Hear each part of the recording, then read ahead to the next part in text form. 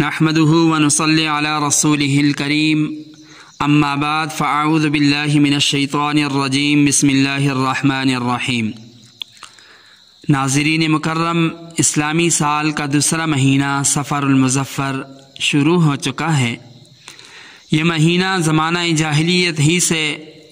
منحوس، آسمانوں سے بلائیں اترنے والا اور آفتیں نازل ہونے والا سمجھا جاتا ہے۔ زمانہ جاہلیت کے اندر لوگ اس مہینے میں خوشی کی تقریبات منعقد کرنا منحوس سمجھتے تھے، اور افسوس کی بات یہ ہے کہ وہی باطل عقائد، نظریات، سوچیں نسل در نسل آج تک منتقل ہوتی آ رہی ہیں۔ حالانکہ نبی پاک صلی اللہ علیہ وسلم نے بہت ہی صاف اور واضح الفاظ میں اس مہینے اور اس مہینے کے علاوہ پائے جانے والے توہمات اور قیامت تک کے باطل عقائد و نظریات کی نہ صرف تردید فرمائی، نفی فرما دی، بلکہ علی الاعلان ارشاد فرمایا کہ اللہ تعالیٰ کے حکم کے بغیر ایک شخص کی بیماری دوسرے کو خود بخود لگ جانے کا عقیدہ نظریہ ہو، ماہ سفر میں نحوست ہونے والا عقیدہ ہو، اور ایک مخصوص پرندے کی بدشگونی کا عقیدہ ہو، یہ سب بے سند، بے حقیقت باتیں ہیں۔ اسلام میں اس قسم کے فاسد عقائد و نظریات، خیالات کی کوئی گنجائش نہیں۔ ایسے باطل عقائد و نظریات کو آقا دو جہاں سرور کونین صلی اللہ علیہ وسلم اپنے پاؤں کے نیچے رون چکے ہیں۔ ماہ سفر کے متعلق نحوست والا عقیدہ پھیلانے کی خاطر دشمنان اسلام نے سرکار دو جہاں سرور کونین صلی اللہ علیہ وسلم کی طرف جھوٹی روایات منسوب کرنے اور پھیلانے جیسے مکروہ اور قبیح افعال سے بھی دریغ نہیں کیا۔ چنانچہ اس سلسلے میں ایک من گھڑت روایت یہ پیش کی جاتی ہے کہ نبی پاک صلی اللہ علیہ وسلم نے فرمایا، جو شخص مجھے سفر کے مہینے کے ختم ہونے کی خوشخبری دے تو میں اسے جنت کی خوشخبری دوں گا۔ اس روایت سے استدلال کرتے ہوئے سفر کے مہینے کو منحوس سمجھا جاتا ہے، پھر اس میں شادی بیاہ، خوشی کی دیگر تقریبات سے لوگ اعراض کرتے ہیں۔ استدلال اس طور پر کیا جاتا ہے کہ چونکہ اس مہینے میں نحوست تھی، اسی لیے تو سرکار دو جہاں سرور کونین صلی اللہ علیہ وسلم نے اس مہینے کے صحیح سلامت گزرنے پر جنت کی خوشخبری، جنت کی بشارت دی۔ تو اس بارے میں کچھ باتیں عرض کرنی ہیں اور کچھ باتیں سمجھنے سے تعلق رکھتی ہیں۔ پہلی بات تو یہ ہے کہ یہ حدیث موضوع من گھڑت ہے۔ ائمہ حدیث نے اس کے موضوع اور من گھڑت ہونے کو بڑے واضح اور صاف الفاظ کے اندر بیان فرمایا۔ فتاوی عالمگیری کے اندر لکھا ہے کہ ایسے لوگوں کے بارے میں دریافت کیا جو ماہ سفر میں سفر نہیں کرتے، اسی طرح شادی بیاہ، دیگر خوشی کی تقریبات نہیں کرتے، اور نہ اس مہینے میں اپنے کاموں کا آغاز کرتے ہیں۔ اس بارے میں نبی پاک صلی اللہ علیہ وسلم کے اس ارشاد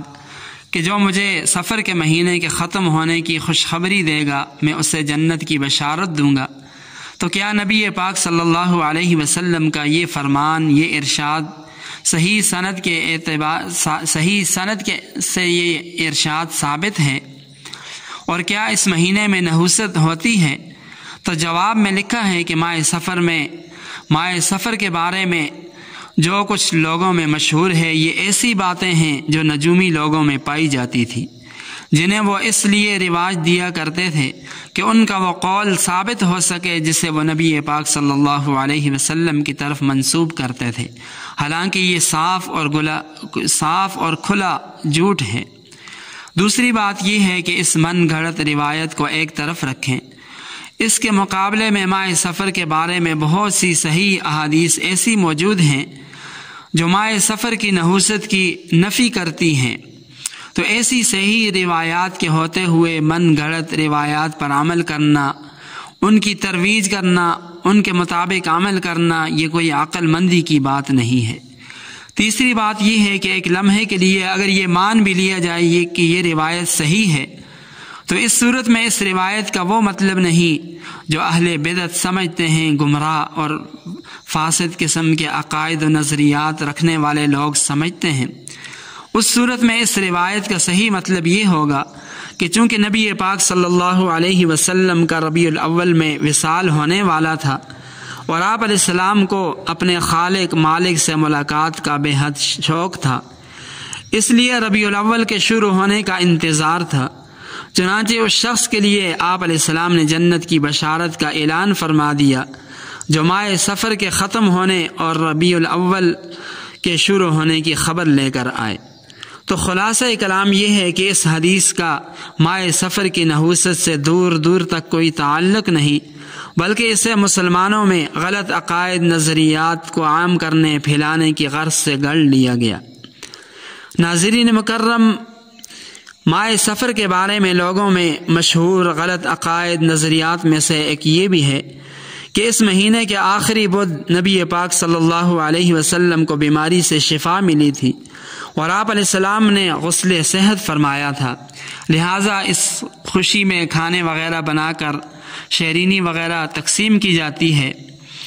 یہ بات ذہن میں رہے کہ سفر کے آخر میں تو نبی پاک صلی اللہ علیہ وسلم کے مرض وفات کی ابتدا ہوئی تھی، نہ کہ مرض کی انتہا ہوئی تھی۔ در حقیقت یہ جھوٹی خبر یہودیوں کی طرف سے آپ علیہ السلام کی مخالفت میں آپ علیہ السلام کے بیمار ہونے کی خوشی میں پھیلائی گئی تھی، اور آج مسلمان اندھی تقلید میں اس دن کہ جس دن آپ علیہ السلام کا مرض وفات اس کے اندر اضافہ ہوا تھا، اسی دن آج خوشیاں مناتے ہیں۔ ایسی باتوں سے بھی اہل ایمان کو، مسلمانوں کو اجتناب کرنا چاہیے۔ ماہ صفر سے متعلق غلط عقائد نظریات میں سے ایک چیز یہ بھی ہے کہ ایک مخصوص طریقے سے نماز پڑھنا بیان کیا جاتا ہے۔ کہا جاتا ہے کہ ماہ صفر کے آخری بدھ 2 رکعت نماز چاش کے وقت اس طرح ادا کی جائے کہ پہلی رکعت میں سورہ فاتحہ کے بعد سورہ آل عمران کی یہ 2 آیات قل اللہم مالک الملک سے آخر تک، اور دوسری رکعت میں سورہ فاتحہ کے بعد سورہ بنی اسرائیل کی آخری 2 آیات قل ادعوا اللہ او ادعوا الرحمن،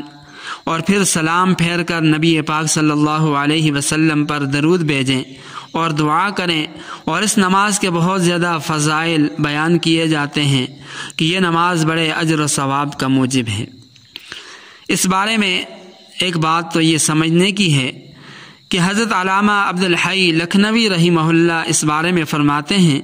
کہ اس قسم کی مخصوص طریقے سے ادا کی جانے والی نمازوں کا حکم یہ ہے کہ اگر اس مخصوص طریقے کی شریعت میں مخالفت موجود ہے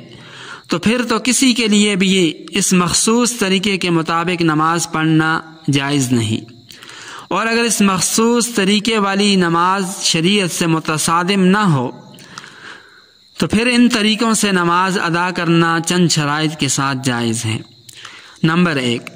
ان نمازوں کو ادا کرنے والا ان کا ایسا اہتمام نہ کرے جیسے کہ فرائض و واجبات کا اہتمام کیا جاتا ہے۔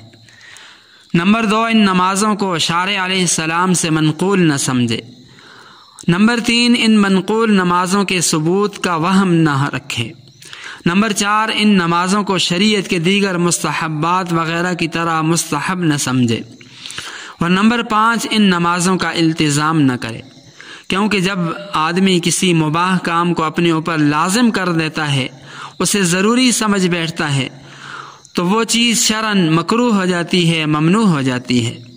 آخر میں لکھتے ہیں کہ موجودہ زمانے میں ایسے افراد معدوم نہ ہونے کے برابر ہیں جو ان مذکورہ شرائط کی پاسداری رکھ سکیں۔ یہ حضرت نے اپنے زمانے کی، جو خیر القرون کا آج کے دور کے مقابلے میں وہ بہتر زمانہ تھا، اس زمانے کے بارے میں فرمایا کہ آج کے دور میں ایسے افراد معدوم ہیں جو ان شرائط کی پاسداری کر سکیں۔ تو آج تو بہت زیادہ کھچڑی بن چکی ہے، آج تو ہم بہت دور آگے نکل چکے ہیں، آج تو فتنہ فساد کا دور ہے، بدعات عام ہو چکی ہیں۔ خلاصہ کلام یہ ہے کہ ماہ صفر سے متعلق عوام میں جتنے بھی توہمات ہیں، عقائد نظریات پائے جاتے ہیں، وہ سب کے سب باطل ہیں، لایانی ہیں، شریعت کی نظر میں ان کی کوئی حقیقت نہیں، اور ایسی چیزوں سے آدمی کو بالکلیہ اجتناب کرنا چاہیے۔ اللہ تعالیٰ سے دعا ہے کہ ہم سب کو حقیقت سمجھنے کی اور اس کے مطابق عمل کرنے کی توفیق عطا فرمائے۔ وآخر دعوانا ان الحمد للہ رب العالمین۔